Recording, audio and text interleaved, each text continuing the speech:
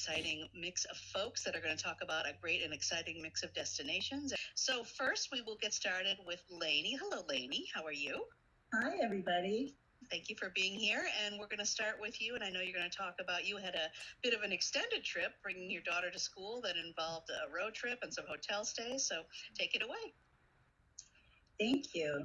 So I'm Lainey Melnick. I own the Westlake area branch of Dream Vacations in the Austin, Texas area since August 2011. So I took a road trip from Austin to Syracuse, New York to move my daughter into college at Syracuse.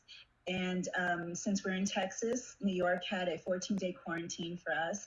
And so we did that 14-day quarantine at the Aloft Hotel, Marriott brand. So the safety protocols at all of the facilities or all of the hotels that we stayed at along the road, everything's closed. The restaurants are closed. Breakfast is closed. No pool, no spa. They don't come into your room for cleaning.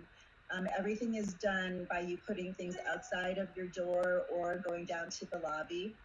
Masks are required everywhere. Nobody was checking temperatures or doing any kind of checking up on what we were doing. So we were pretty much on our own, but they had it set up so we could get curbside food deliveries, Grubhub. Everything was done in the lobby, though. Nobody came up to our rooms. Gas stations were really easy also along the road.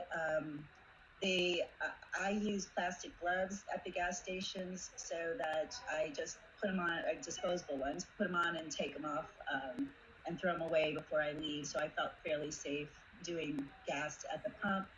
And I didn't go into anything. I occasionally would go into the bathrooms. If I did, I would make sure I had my plastic gloves on. The hotels I used were all with Marriott because I am a hotel specialist. I was gone from August 1st to August 21st, so it was a long trip. I stayed at the Courtyard by Marriott in Memphis downtown, which is in a really great position, but we really couldn't take advantage of it anyway. And then the Fairfield Inn and Suites by Marriott Columbus Grove in Ohio, the Aloft in Syracuse Inner Harbor, the Fairfield Inn and Suites by Marriott Cleveland, and then the Moxie Memphis downtown, which is right next door to the Courtyard. And the Moxie, this is the first time I've done a Moxie. I don't know if anybody else is familiar with them. It's a kind of a new, trendy, young kind of feel to it. But it's not a very functional layout. There's no iron and ironing board in the rooms. You actually have to go to a common area to iron your clothes, which is really strange. And there's no desk. The tables are put up on the wall so that you have to take them down and then set them up to use them. It's just a different, it's a cool feel, but it's just not very functional.